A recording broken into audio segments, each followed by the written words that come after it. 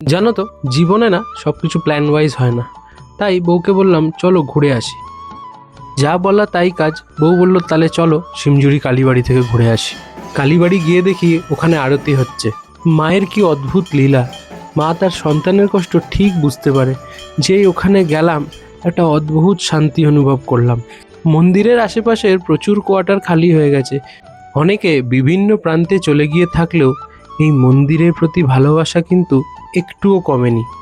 কি জানো, তোমার পরিস্থিতি যাই হোক না কেন, তুমি যখন মায়ের মন্দিরে আসবে, মায়ের মুখের দিকে তাকাবে, তখন যেন মনে হবে মা তোমার দিকে তাকিয়ে তোমাকে বলছে সবটা ঠিক হয়ে যাবে, কিচ্ছু চিন্তা করিস না।